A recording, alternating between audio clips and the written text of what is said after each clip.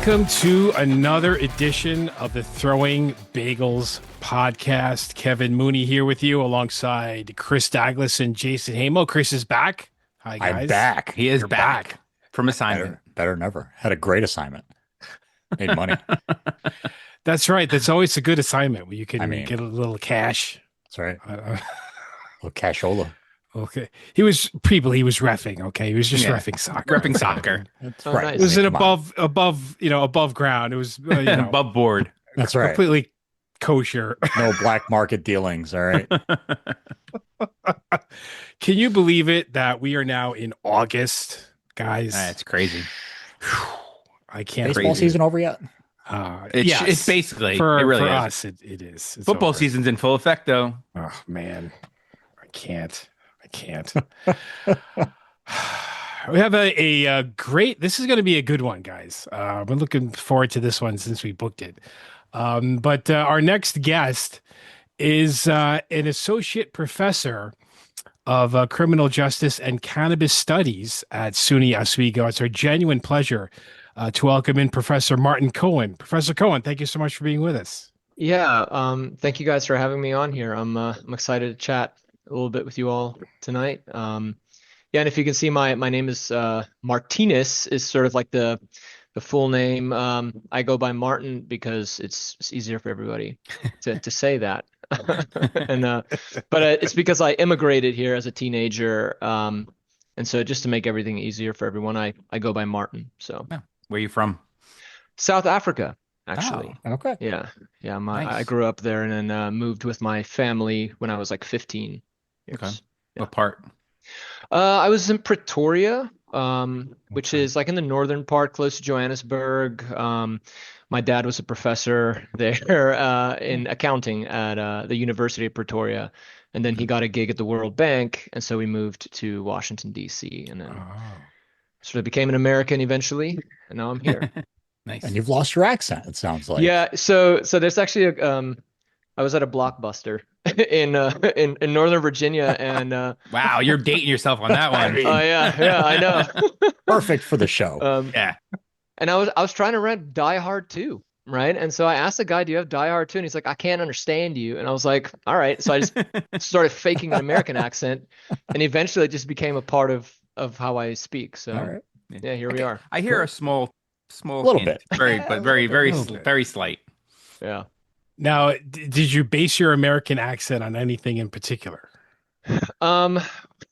So it was just sort of I guess it's the mid-Atlantic accent. It was sort of what I was hearing in school from other people I was going to school with, what I would see on TV when I'd watch, American television. Like in South Africa, you get sort of half American media and half European/English media. Oh. So, but predominantly just, I watched the Ninja Turtles a lot as a kid. So, Of course. Can't go wrong there. Excellent. yeah. Was there any, like, when moving here to the United States, was there any kind of significant adjustment you had to make? Yeah, definitely. In terms of like some cultural issues, in South Africa, you when somebody is like 10 years older than you sort of refer to everybody as uncle or aunt. It's like a sign of respect. And so when my friends would come over and not show that respect to my parents, right, because they're American, they don't know any better, right? It caused a little bit of friction. So in the beginning, in the first, when I was in high school, because I was a teenager, I was able to adjust faster to the culture, whereas my parents were in their 40s, and so they were more slowly adjusting. And also my dad's and my parents' friend group was with the World Bank, so these are all international people, right? So there was a little bit of lag between how my sisters and I adjusted and how they adjusted to American culture, and so that caused it just added to the normal like teenage conflict with parents. But yeah. And then also there was one embarrassing moment where, so in South Africa, when you go to swim practice in your Speedo, okay? Because you swim the fastest in a Speedo, okay? So I came to America and I joined a swim team and I was swimming. But apparently, among the high schoolers at Langley High School in Northern Virginia, the cultural norm was that you wear longer swim trunks during swim practice, and you only wear the Speedos during meets, right? Because you want to wear the Speedo as little as possible. I didn't know that, so I was sort of made fun of for having a Speedo on at practice. And at some point, some I guess he's a nice guy. He was like, Martin, I gotta tell you, people are making fun of you because you're wearing a Speedo at swim practice. You got to stop wearing a Speedo at swim practice. So I was like, all right. So yes, that was it's kind of like an embarrassing adjustment to American culture. But yeah, Your coach should have told you. yeah, Your I coach should have know. been like, right? Your coach should have I been mean, like, seriously. Martin, you don't have to wear that to practice. I don't know if the coach really liked me, to be honest. I was a little arrogant, like I would pop off. In South Africa, like people bust each other's chops all the time. And so when I came to America, it was different. You have to sort of get to know someone first before you start busting their chops.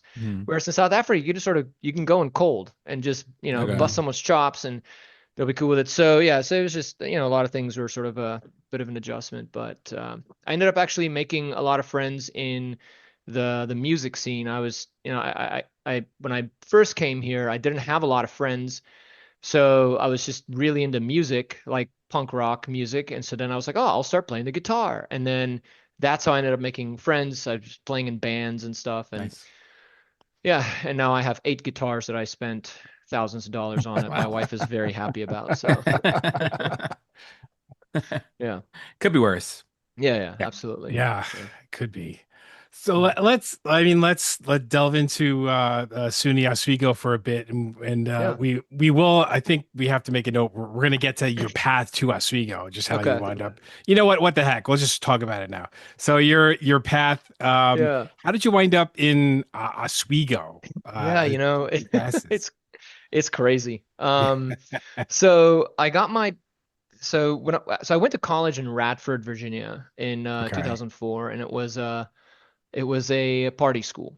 Okay, but I Mhm. I went there because because everybody would has to go to college after they do high school, right? That was sort of the norm, and I didn't, again, being an immigrant at that age, I hadn't really thought things through. So I was like, all right, yeah, I'll go to college because that's what you do. And I just my head wasn't in the game, right? And Mhm. so I actually ended up, like, my grades were still good, but I was like I changed my major like 5 times. I went from like accounting to elementary ed to marketing to um, German to psychology, and then eventually I got sort of in trouble with the university because my dorm room had smelled like cannabis. But when the police came, they couldn't find any cannabis because there wasn't any cannabis because it was all gone. But it still smelled like it. So, so the university could still sort of, have sanctions against me for that. And so I ended up reading the student handbook immediately because I was like, oh, I'm going to get in trouble. Because at that point in time, they were trying to bust down against, partying. There wasn't this huge enrollment crisis back then where they were just trying to keep people, right? And so they, I knew I was going to at some point have a hearing with the university. But then I found in the bylaws that you can withdraw from the university before any conduct things come about. And on your transcript, it will show that you withdrew from the university and there's no questions asked, right? Because back then, again, if you, were to leave a university for conduct reasons, there could be some repercussions for getting into other schools. And so I sort of I withdrew uh, after really irritating my parents, because I had to do that thing where you call your parents, be like, remember how you said if I told you the truth, you wouldn't be mad at me? Yeah, I had to really test that maxim. Anyway, so then I sort of moved back home and I started working at Domino's Pizza, which was, by the way, the best job I ever had was working at Domino's Pizza. Like, I would, if they would pay me what I get paid now, maybe just like a little bit more than what I get paid now, I would just do that forever because it is just like pepperoni and cheese sometimes ham and pineapple. Like that's it. That's all you have to worry about. But anyways, so I was working at Domino's and like I was irritated. I was irritated about this because my grades were good. I was like, this is unfair. Like this is not cool. And so that started getting me thinking about like policy and like laws. I was like, this is literally like a plant, and we've all just decided together, let's make this plant arbitrarily illegal, right? Mhm. And then and so then as I'm working at Domino's, right, I'm working with people. So my parents live in a wealthy area. And then I'm working at Domino's Pizza, which are not people who live in wealthy areas, right? So I'm like interacting with different people. A lot of the Domino's delivery drivers back then, at least where I was working, I'm not making sweeping statements here, we're all cannabis users, right? And so you sort of you realize you're like, this is ridiculous. Like this is absolutely ridiculous. And so I decided, oh, you know what, I'm going to take one criminal justice class at a community college. And so I took a class and I was like, all right, I like this. And then I continued on taking criminal justice classes at this community college, and I was really beginning to think about drug policy and crime and the police and all that. And Mm. so then I transferred to Old Dominion University, got my bachelor's degree. And at that point in time, I was like, well, there was one day where when I was at Old Dominion, I was sitting and studying with somebody, and I was explaining some social bonding theory to them. And at some point, they were like, "Dude, you should become a professor." And I was like, "Oh yeah, maybe. Like that would be a pretty sweet gig." And so then I was like, "I'll get a master's degree." So I went to IUP in Pennsylvania, got a master's degree there, and then decided to come to George Mason University to get a PhD. And they had a really good PhD program. They still have a really good PhD program in criminology, law, and society. What sets that apart from any other criminology or criminal justice program is they focus on this sociological aspect of thinking about the law a little bit more abstractly and what it implies. And so I got my PhD there, and then I took my first job in 2016 at um, University of Southern Indiana, um, and it was cool. Like I really enjoyed the people there. Like Midwestern people are just the kindest people ever. We had a great community there, but unfortunately, given that it was in Indiana, and so and my wife being a teacher, she wasn't really getting the fulfillment in her job that she was seeking. And so I was like, oh, I'm gonna look at jobs in New York. I'm gonna look at jobs in California. So I got a bunch of job interviews. Because during my time at USI, I was able to publish a lot, and so I was I could be selective of where I wanted to go. But I was friends with this one guy at USI who was a janitor there, and he and I would always just sort of, he'd come to my office, we'd talk smack about, just just talking smack. And so I'm like looking at jobs, and he's like, "Wait, Oswego?" And I was like, "Yeah, Oswego. I never heard of it." He's like, "Dude, I've lived there when I was younger. You should so Oh, apply there." And I was like, nice. "All right." So I applied there, thinking, "All right, this is gonna be like I'm gonna apply here. It's gonna be a practice run, right? Like that's cool." So I go get a phone interview.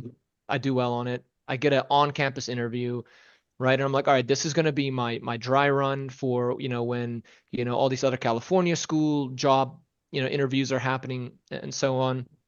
And I get to Oswego, and I'm like, this place is kind of cool. Like I mean, it looked a little bit Eastern Bloc, like because with all the like Yeah. rectangle and square buildings, Yeah. 100%. and it was snowing sideways. Oh Um, yeah. Oh, you went there in the winter. Yeah, I went there in Oh like man, it was like early winter too. It was like November, and it was pretty rough. surprised you But stayed. you know, the thing that got me right was, so when you do one of these interviews, you have to do like a teaching demo. Okay. And so my now department chair picks me up at the airport on a Sunday, and I was supposed to do this demo on a Monday. And he's like, we have some time to kill before we go to dinner. Do you want to go see the classroom that you're going to be doing your teaching demo in, so that when you practice it, you can like envision your success, man? He said it to me just like that. And I was like, all right, this is like, I don't care anymore. Nice. Like, this is the kind of people I want to work with, right? So that was it. Just I remember that night I was like, you know what, I'm gonna go and nail this. This is not gonna be a practice run. I'm gonna go nail this. And like I remember leaving Oswego, um, sitting in the airport, and I texted my wife. I was like, we're moving to Oswego. I was like, this is it. Like, I need to get this job. This is the only job I want. Like, I want to come here. And so it was literally just the people that drew me to SUNY Oswego. Wow. That's cool. That is I mean, that is That's a pretty good story. I mean, That it's is a better than great any of our story. stories going on Yes. Oswego. We all went in the summertime. We're like, this is great. I know, It is right? wonderful For in you to summer. survive the November winter, and that's just getting started. Right. That's, Yeah. that's Kudos just to the you, man. beginning. That's not even that's nothing I mean- compared to like February. Well, it's the power of culture, the power of work Yeah. culture, man. Absolutely. Yeah. Because we're a very hardy people dealing with the winters. It humbles you really. Oh yeah. So we're like, if you can handle this, you can handle anything. Yep. Oh, For yeah. Sure. Yeah, this past winter, I don't know if you guys are in Oswego, but this past winter was brutal. It really Yeah. tested my resolve, but Yeah. we made it, you know. Yeah. Yeah. I mean, I'm just down the road in Syracuse, and yeah, it was Oh, brutal. nice. It was Yeah, it terrible. was- This winter was Yeah. terrible. I'm the only one that's not upstate New York. Yeah. In Okay. the central New York area. I'm in Cortland, so I'm a little bit Oh, farther nice. south, but still, the winter was Mhm. not that great. Yeah, either. it was rough. It was. Given your background, what were some of the factors that led you to take a look around and decide that you wanted to develop a micro credential in cannabis studies? Yeah, so I don't know. So the whole the SUNY system, like the people above, our president and stuff, they've really been pushing micro credentials. They want universities to offer more micro credentials because the way I understand it is that you have people who aren't necessarily doing a full 4 years. They might just want to learn one thing real quick, right? It's kind of like going online, doing a quick little certificate in like Google Workspace or whatever. I did one for like Google Analytics, right? It's so they kind of wanted to enter that market, and so they sort of asked us, do you guys have any micro credentials you want to do? And so at the same time, my department chair and I were at like a department retreat. I think we were somewhere where there was a lot of SUNY Oswego people, and he and I were just sort of like, we're like maybe we should, like because whenever the people from the top come down, they ask for things, right? There's always, people are always like, nah, we're not going to do it, right? And so Roger and I were like, well, what can we do to maybe play into this a little bit, right? And so he and I were just chatting, and we were talking about how somebody previously had tried to start some sort of like a brewing minor, and that had failed. And so we were like, why don't we do cannabis studies? Like let's do cannabis studies. Like it is like it's happening. Like other places are doing it. I think at that point Niagara was doing it. Syracuse was toying with the idea. And so we're like, why don't we just do that? Like that way we can do a micro credential that the university wants, and we can also do something that students would like, because at the same time at that point, this is like 2023 when we started talking about it, right? So I'd been at Oswego for like 3 years, and students were talking about we want to take more classes on cannabis. And so we decided to start with a criminal justice class that we called CRJ 420. And like no one got it except for like a handful of people in the faculty senate after it got passed. Oh, that's great. Yeah. Yeah, we called it Cannabis in Society. And Great. and so that class came on the books that fall, or that the following spring, and it was just it filled like this. It was just like people just signed up for it, right? And it was cool. So the way I set up that class, it was just sort of like Cannabis in Society. So it could really be anything, right? And so I ended up talking a little bit about pop culture, a little bit about business, a little bit about chemistry. And I realized, oh my goodness, like there are so many different like rabbit holes you can go down with cannabis, right? Because like, I mean, there's art, there's business, there's law, there's sociology, anthropology, psychology, you can name it, right? And so I was like, okay, so we have the CRJ 420 class that's as a criminal justice elective, that's super popular. People want more of it. So let's do this. I think we have enough to do it. And so then we went and we thought of, okay, we want to have maybe like a business class. We might maybe want to have like a law and policy class. We might want to have a chemistry, cultivation, a health and wellness class. And so Mm.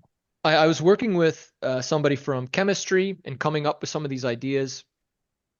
And then when we started proposing it, sort of the idea of the microcredential, initially we got a little bit of pushback because I was sort of saying that I'm not going to do the microcredential unless I get a CAN prefix for the classes, right?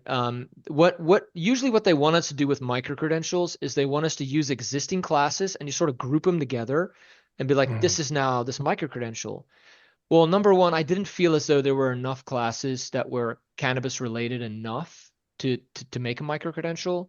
And number two, I wanted a door open for a minor and maybe other, expanding the program in the future. And so I just sort of really dug my heels in and said, I want a CAN prefix. And at some point, it just sort of like escalated, like, the email chain. It was like this email chain back and forth, and it just like would escalate and escalate and escalate. And at some point, somebody at the university was like, why are we even talking about this? Just give them the prefix, right? And so just like that, we got the CAN prefix because also a lot of the other cannabis programs in the state were doing this hodgepodge, like, business, accounting, like not having the CAN prefix. And so that's sort of something that sets us apart now is that all of our core classes are CAN classes. So we started rolling out the first CAN classes last fall. And so last fall we put CAN 310 and 320 on the books. And so that's our law and policy class and also our business class.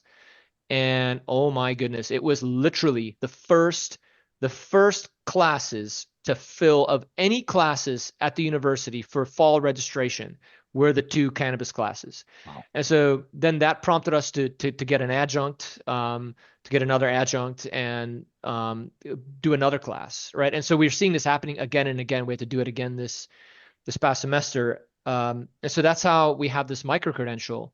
But I really wanted to do a minor because a minor is just a few more classes, is a bit more involved, and it's more aimed at your traditional student. And so the CAN prefix really helped with this minor. So the minor is starting this fall.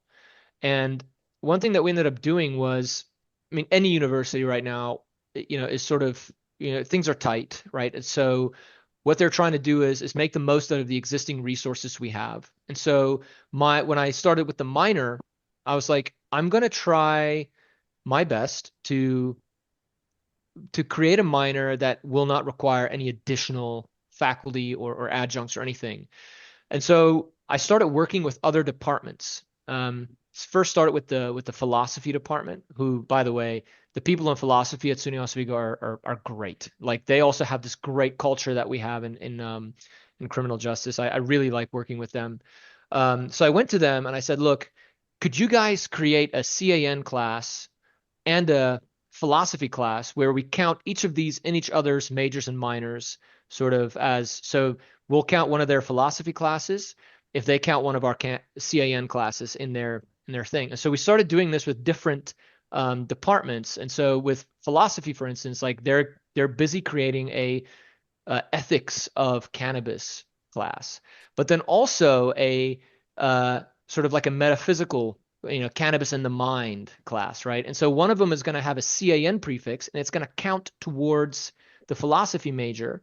And the other one is going to have a philosophy prefix and it's going to count to our minor and vice versa, right? So both classes count in both programs, allowing students to double dip and then sort of get more ROI, which that's a whole nother rabbit hole we can go down. But yeah, so it's like one thing I've realized with this whole process is that like I just like really enjoy working with people and like just encountering problems and just finding creative ways to get around them or to solve them.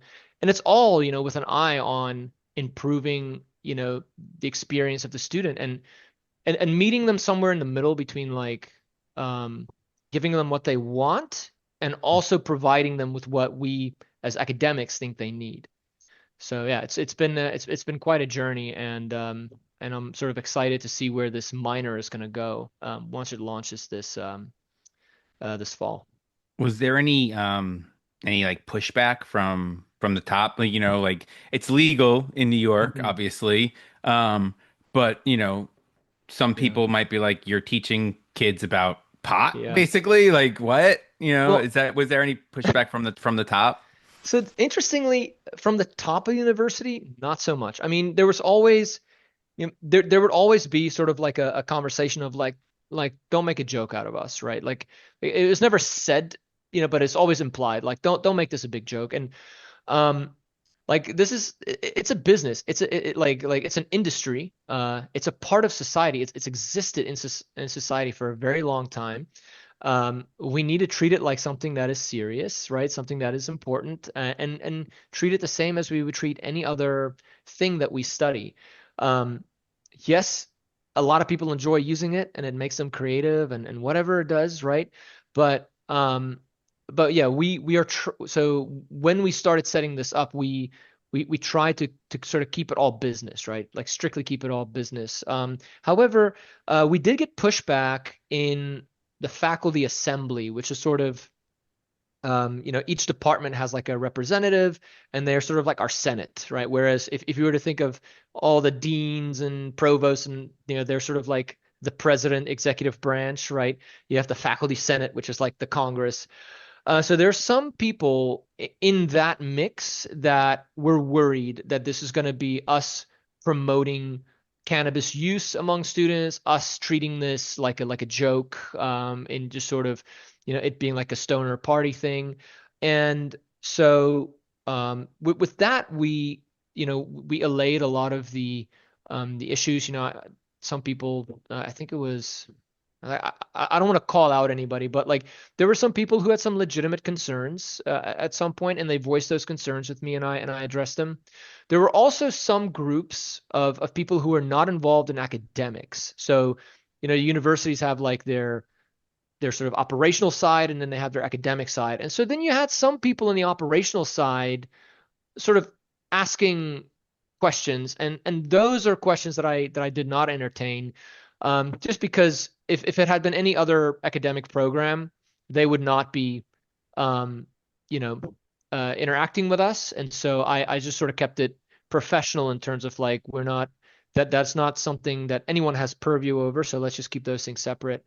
um, but yeah, I mean, everybody at the university, and most people at the university, I'll say, is open to this and understand that this is not they understand this is not a big joke. And so we did get, I mean, we did have to have some strategic conversations with people, but in terms of pushback, it was very minimal.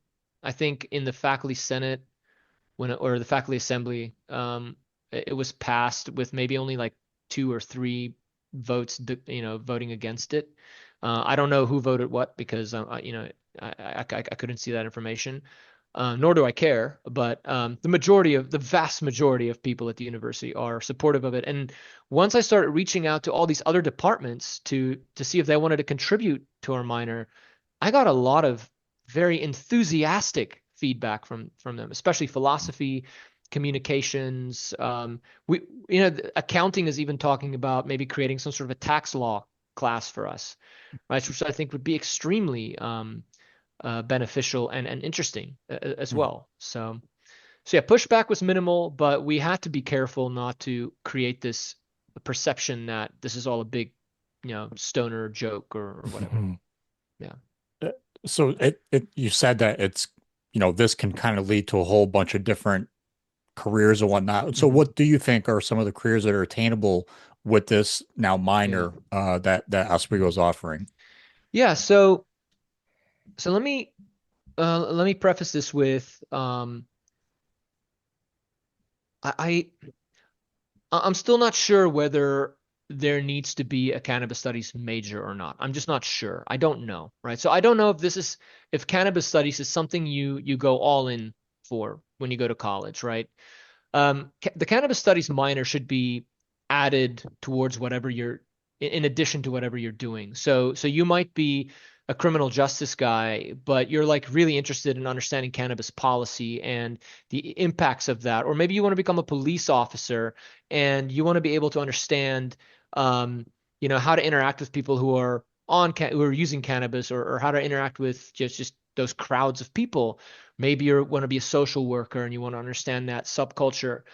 Maybe you want to be a business person, right? So this is for anybody who wants to get into any aspect of the cannabis industry, right? Just like if you think about the gambling industry, for instance, right? You have, your websites where you go and you gamble, the casinos that you go to, but then you also have these other secondary industries like dealing with gambling addiction and dealing with the app sides, like there's people coding all the apps that we're using and we're betting on Formula One or whatnot, right?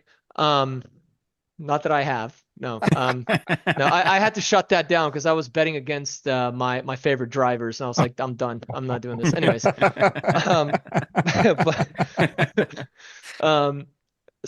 but yeah. So you might want to be an accountant. You want to work at for a large cannabis corporation. You might want to be a nurse, and you want to understand. Okay, this is, like if somebody says they're having heart palpitations, right, and they're a constant cannabis user, well, maybe that's very useful information to have.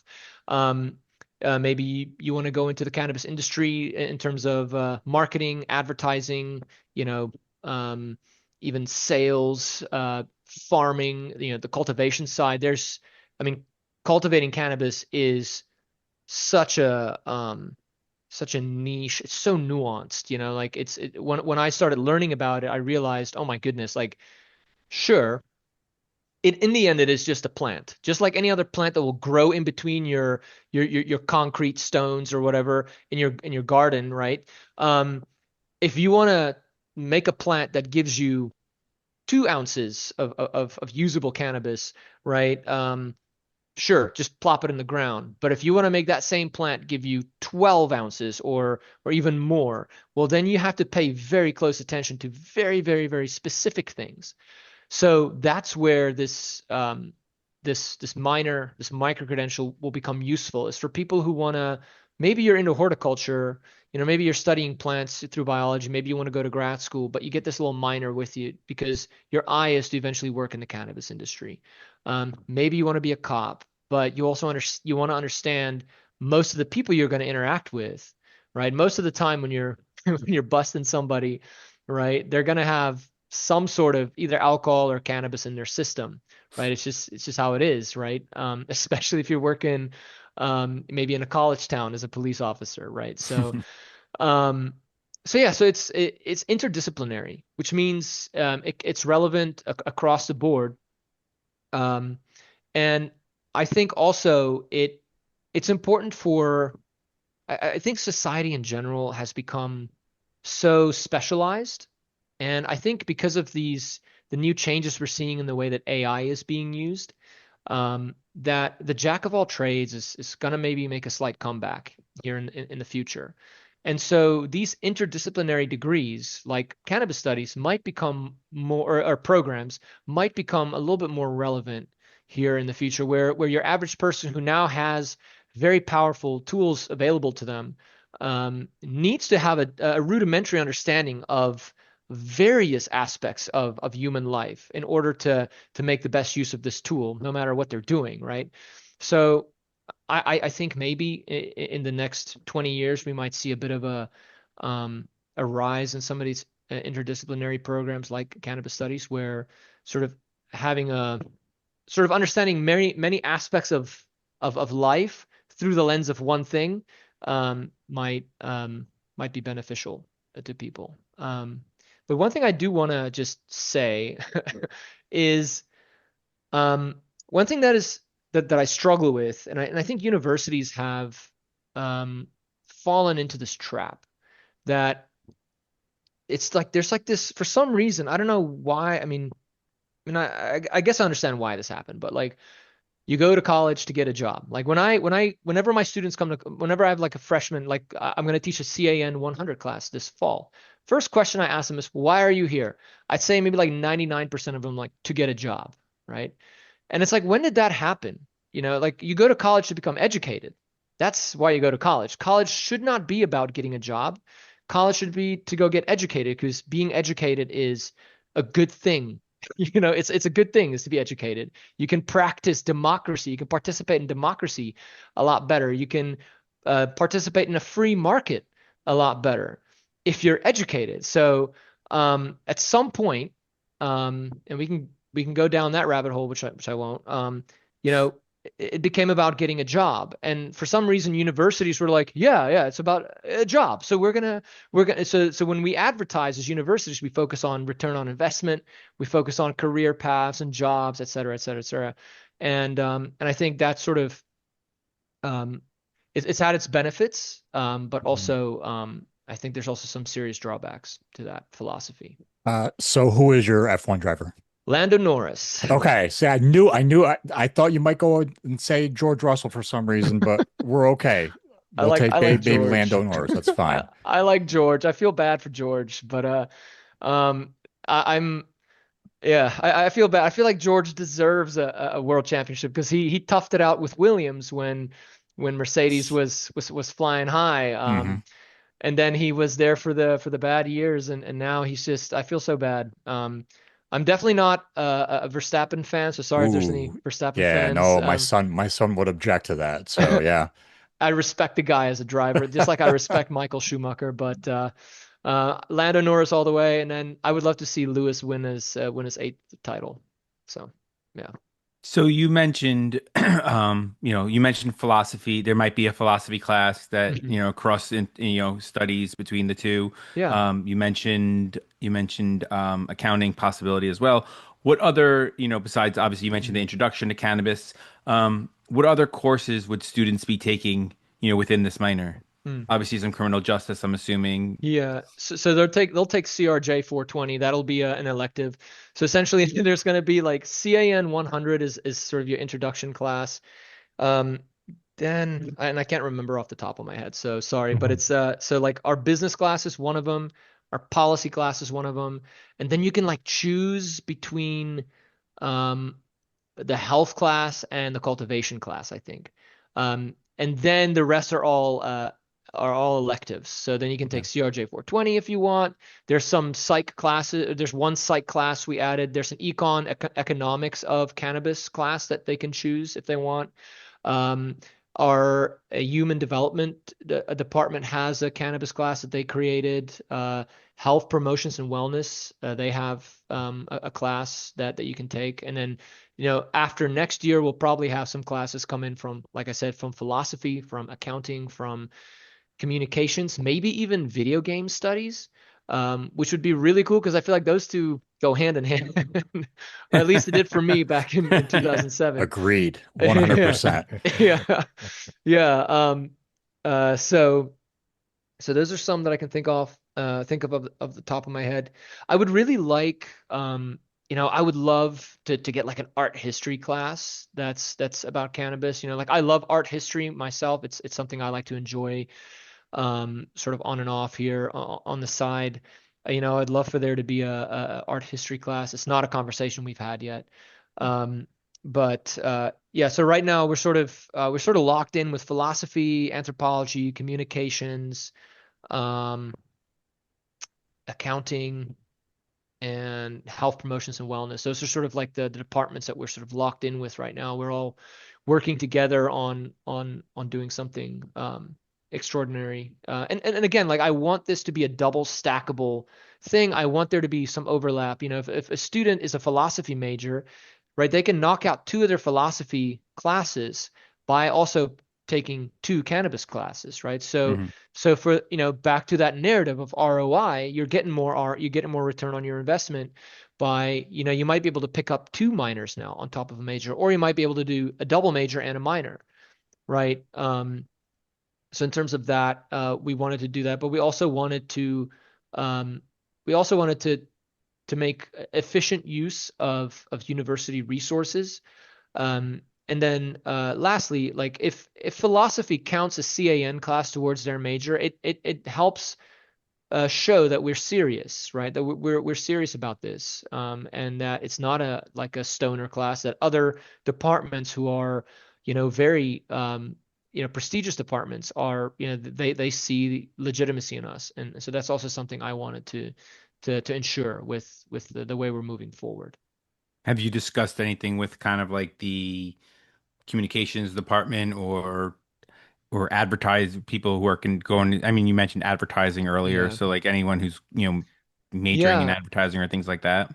So right now we've had some preliminary discussions with the communications department, and I think advertising and broadcasting fall underneath that Hmm. whole Yeah. umbrella. And so what's happening at the moment is they're working on uh, coming up with some classes that they're gonna then say these are the classes that we want to do. So I'm hoping we can get advertising on board if like the thing is, right, I don't know what their resources are. I don't know how many classes each of their professors are teaching and how many of those classes they have to teach, right? So is there anybody right now in that department that can just drop what they're doing and create an advertising of cannabis class, right? I don't know. And so that's why you have to have these conversations with people. And um, I mean, we're gonna have to have an advertising of cannabis class at some point. And whether it's just one of those things where we have to ask for additional resources once things are going and it shows, okay, well, we are making, we're bringing in new students, right? If we can show that, I'm sure asking for an adjunct or asking for, some sort of faculty member to teach that will become easier. But, right now we're trying to make do with what we have, while also making sure that we offer really good instruction for the students and offering a wide variety of classes for them to take.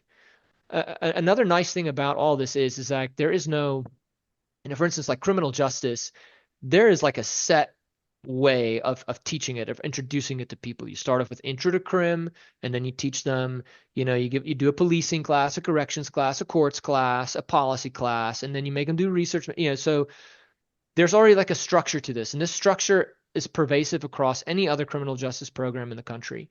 But cannabis studies is brand new, so we can decide what it looks like. Like I can work with people, and we can decide what that structure is, right? So that's sort of a benefit for us in terms of coming up with a program that is nimble, that is not a huge resource strain on the university, and might also be something that the students want to do.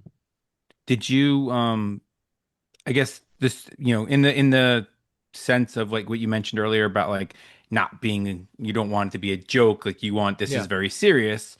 Um, how did the students reacted? Like at first, Yeah. were they in that mindset like, oh, I'm gonna ace these classes or whatever? Or was it they didn't realize Yeah. like it's actually like, Mhm. this is serious. This is not like, I'm just going to talk about smoking every day. Like, Yeah. Yeah. So you definitely, I'd say maybe there's maybe like a quarter of students come in and they think it's just going to be like a big, sort of like party discussion, let's talk about smoking weed. I think I'd say maybe like 25% of like your first time, sort of class takers. And then they realize quickly, okay, this is not a big party. This is serious. And then, for the most part, um, they they stick around and they have that discussion. And when the classes that I teach, at least I like to identify with the students. I like to, because I'm assuming, I mean, cannabis is extremely pervasive in college environments, right? So students, even if they're not using it or they haven't used it, they've probably seen it, they've probably been around it. Um, and so, trying to get at examples and stuff that they would see in the real world to sort of reach them a little bit, just to become approachable, become real to them. I like to focus like on stuff like that in class.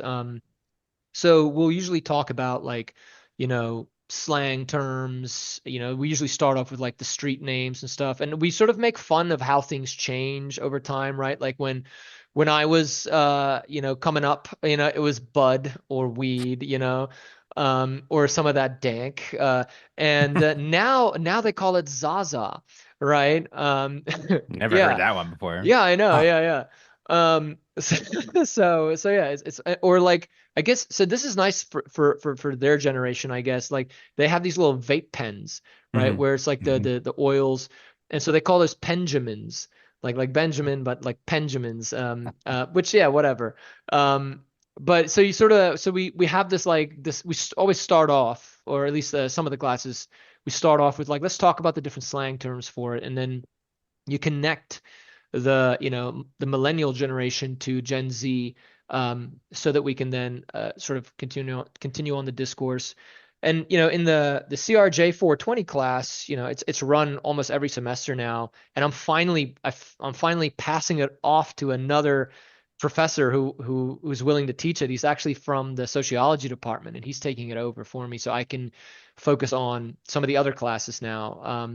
But I actually just did a study abroad with the CRJ 420. It took about 10 students to Europe, and just it's crazy because we talked about like the relationship between cannabis and society and humans over time and space and different contexts. And so going to a place like Brussels where it's kind of like in the US where it's sort of like a newer, it's more recently decriminalized, things are getting going, and then you go just across the border to Amsterdam where it is a very, very mature market, but also a market with flaws that have existed for a very long time. So you get to see what a mature market looks like, but also what happens when you have certain flaws in that system that don't get corrected, and how those calcify into the system. So it was really nice to be able to have that academic discussion with them throughout the semester, and then after the semester ended, to go to Europe for 10 days to sort of see what this looked like in action. So So just for clarification, yeah. so the micro credential is say the same as the minor. It's just that you could take it separately, or does the minor have Yeah. a couple of more courses in it? So the micro-credential is 12 credits, Okay. and the minor, I think, is 18 credits. So one is Gotcha. 4, the other one is 6.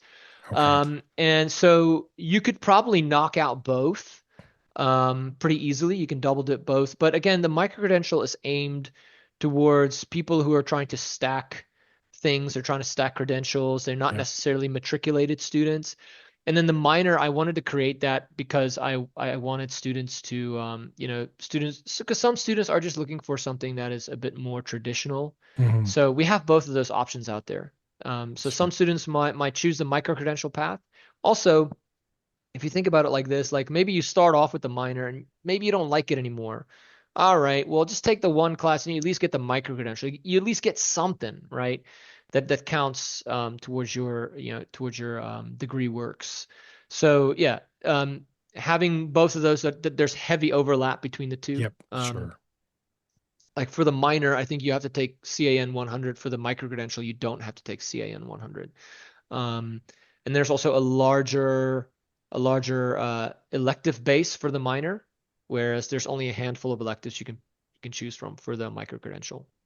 And then when we see a CAN course, does that mean it was built from the ground up Yeah, specifically for? Oh, cool. yeah, Okay. yeah. So all the CAN courses are ones that I created in our system, from scratch, and or classes that now some of these other departments might create. Yeah.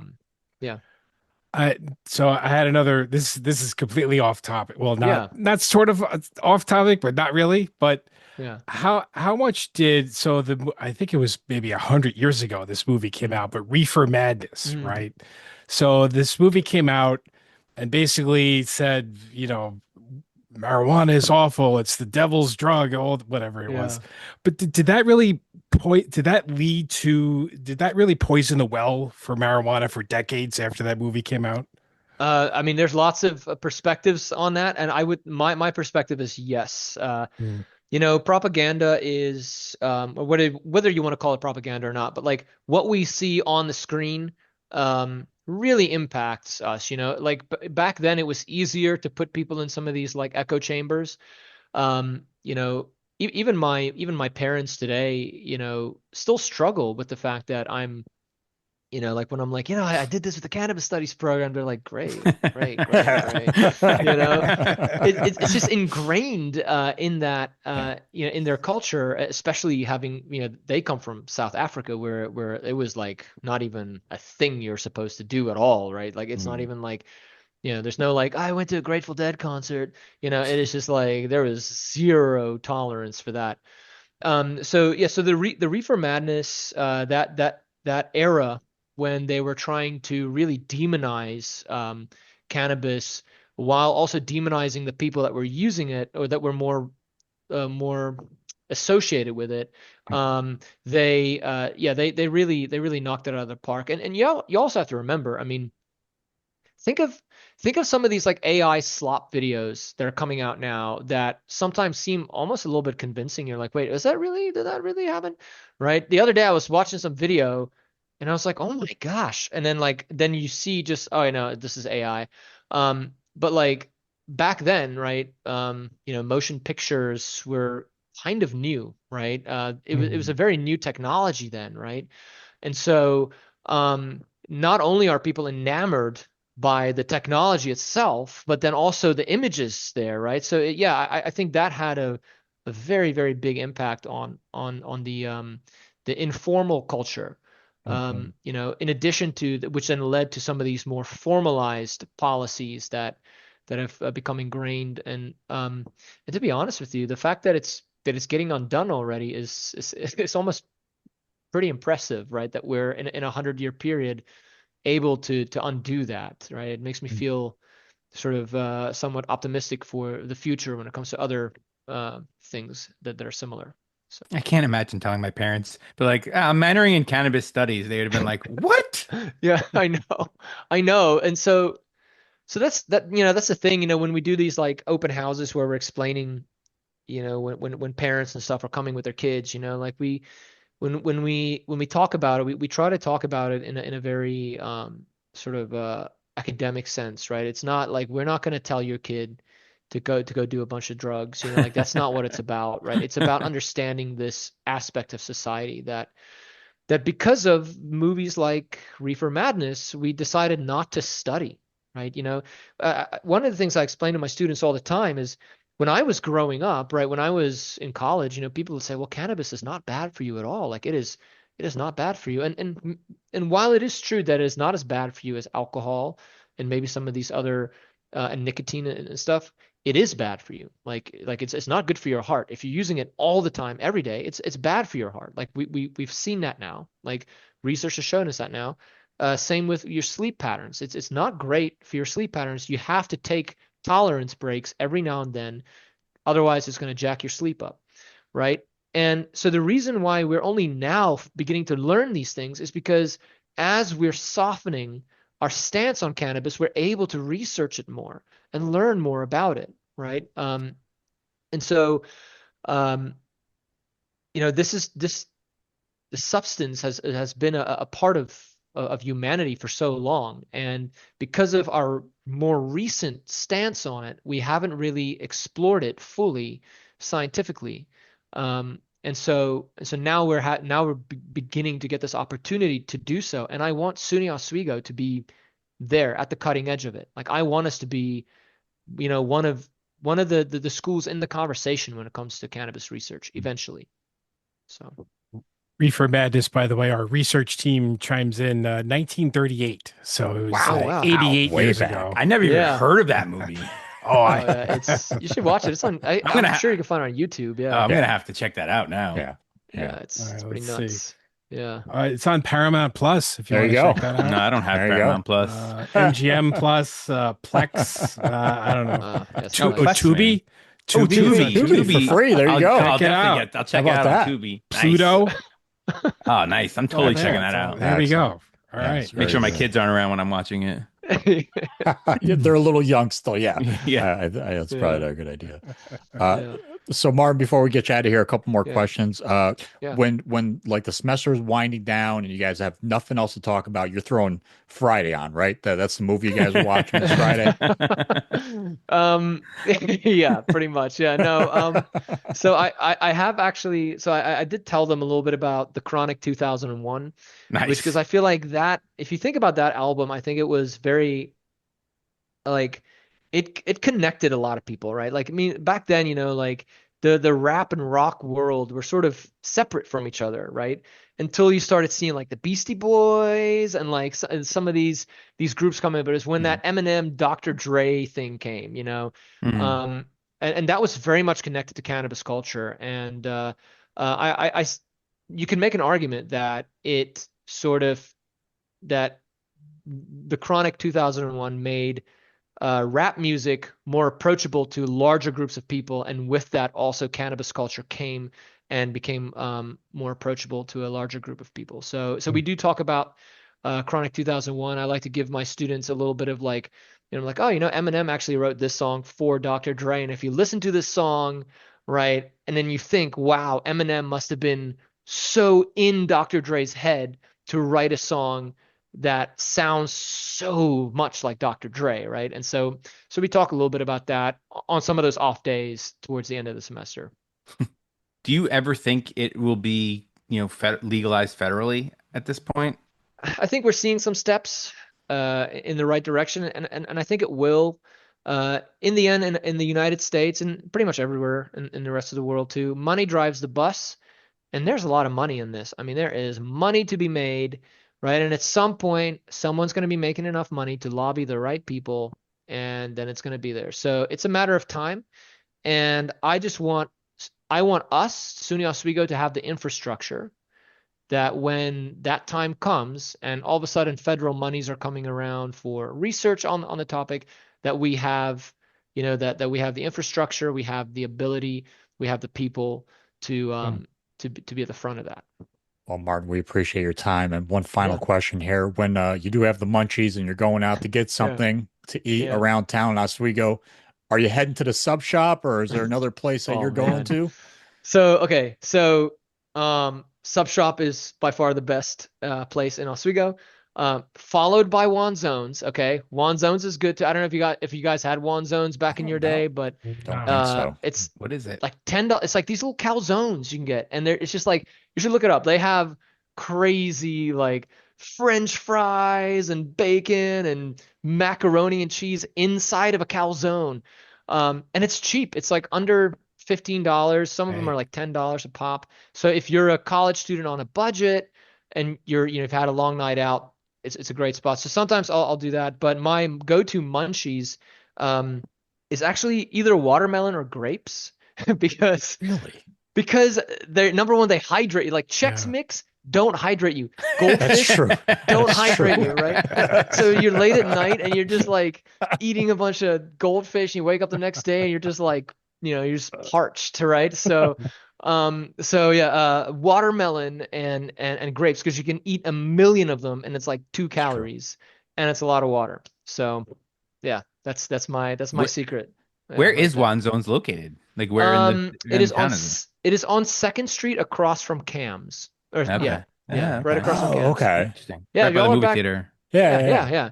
You also go check Okay. it out. Like, so I love their owner. They're only open when college is in town. Like the day that okay. college starts, they open up, and then the day So it shuts smart. down, That's they're funny. gone. Yeah. I spoke to him. He's very good. Like, you guys should have him on the podcast because his name is Jason, and he is so good at getting into the students' like headspace. He's very active on all the Instagram and stuff that they're using, and just he has this thing like, you go and you buy a wand zone from him, he'll take a picture with you and he'll post it on Instagram. And yeah, no, he's a great guy. is a very good member of the Oswego community as well. And but yeah, so Juan Zones and Sub Shop, and I'd say at the Sub Shop, I usually go between either one of the cutlet sandwiches or just the cheeseburger sub. Yeah, Can't cheeseburger go wrong sub with is cheeseburger legit. sub. Yep, absolutely. Yeah, Yep. yeah. Martin, thank you so much Yeah. for joining us. This was a course. ton of fun. Yeah, likewise. Yeah, I I- really enjoyed talking to you guys. I think we probably could have gone another 2-3 hours easily. Yeah, probably. Yeah. A lot of rabbit holes, like you said. Yeah, yeah. sorry about that. Yeah. No, No, that's great. It's great info. So I think Cool. we'll have to have you back on to jump down course. another few of those rabbit holes. So Yeah, anytime. thank you so much. Yeah, Yeah, thank absolutely, you. guys. And that was Professor Martin Koen, Associate Professor of Criminal Justice and Cannabis Studies at SUNY Oswego. He's heading up the Cannabis Studies microcredential and the Cannabis Studies minor, which starts in the fall at SUNY Oswego. So that was I think, I mean, no disrespect to our past guests, but that was one of my favorite podcasts. Oh, by far. This goes down as my favorite podcast we have ever done. Yeah, No you offense to know. anybody we've had No. on, Because but- everyone's great. yeah, everyone is great. We love Everyone all is of our great. guests. We love all of our Yeah. guests. And but- I've long maintained that the Dan Harrington podcast that we did way back, the Harbor Fest director, was the Oh, my greatest Lord. podcast in history. This just might just by A bit. By a this whisker, much? by a whisker, I think And this tops it. Dan Harrington retired. So He did. So let's retire. Well, the podcast episode is also now retired. So. No, I will never be retired. There is no, absolutely not. Okay. It's funny. I had jokingly, when I had seen the on Facebook, like a post about the minor, and I sent it to like a bunch of friends from college, and I just put in the comment, I was like, anyone want to be a visiting professor?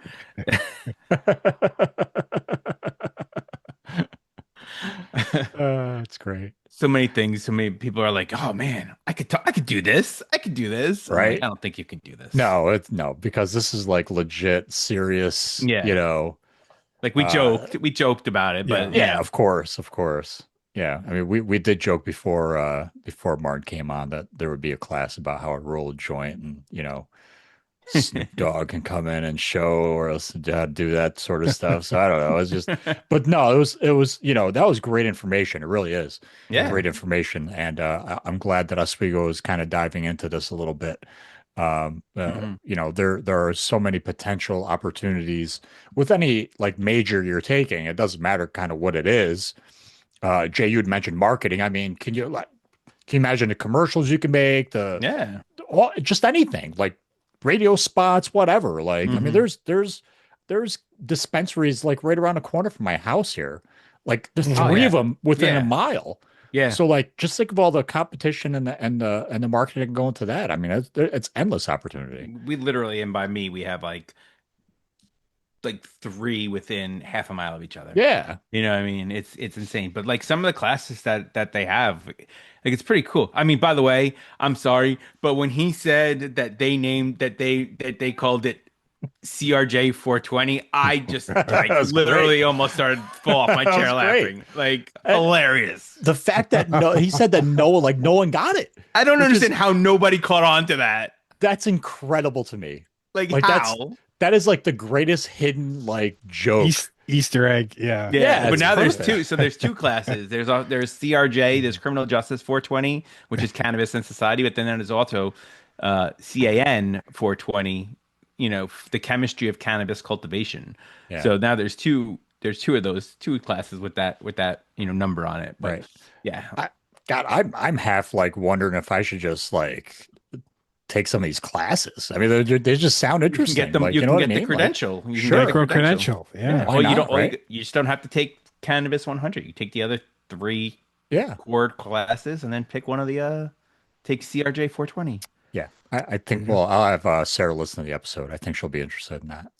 So when Professor Koen was going through the coursework and it was almost like a liberal arts major, but with but viewed through the prism of cannabis studies. Like that's basically, it sounded like what it could be even down the road, or what it's developing into, is like kind of a return to that liberal studies focus that really establishes that net underneath you that helps you, synthesize yourself into society.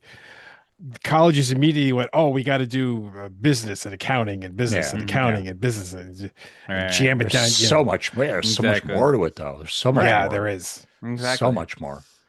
So it's very cool. Very cool. Yeah, I agree. Definitely. So I listen, in honor of marijuana, I have a top 5 list for you guys. If you don't mind. Yeah, no, sure, it's a let's good go one. for it. What is it? Yeah. So this is athletes' names that connote marijuana. Okay. I have a bunch that I'm leaving out, so I'm going to run through those really quick. Okay. So Jordan Danks, Bud Harrelson, Josh Smoker, Bud Black, Herb Hash, Rip Hamilton, Scottie Pippen, Ricky Williams, Herb Williams, Bill Walton, Al Leiter, John Danks, J.R. Smith. If you don't get that last one, I'm sorry. Number 5, LeGarrette Blunt. Nice. Okay.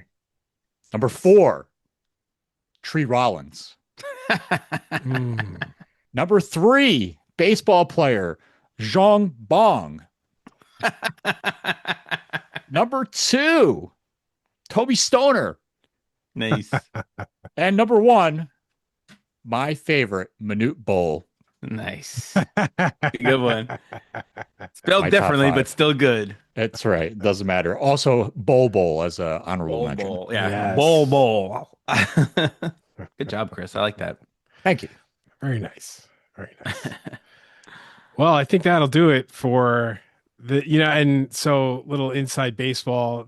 This ran over, but this is one of those podcasts where I don't care. We're not going to shave it down. No. That's right. To like under an hour. Sorry, fellow listener. This is a little longer. I hope you're going to like it anyway. You're gonna like They will like it. I think it. so. I'm telling Yes, I agree. So, you can find us online at throwingbagels.com. You can also, email. Email's been kind of busy lately, right? Yeah. Got a lot of emails coming in to the Throwing Bagels Podcast at gmail.com email address. So thank you for keeping that lit up, keeping those new message notifications coming in. We like that. And we'll see you again in the very near future, we promise. Adios. Bye. See ya.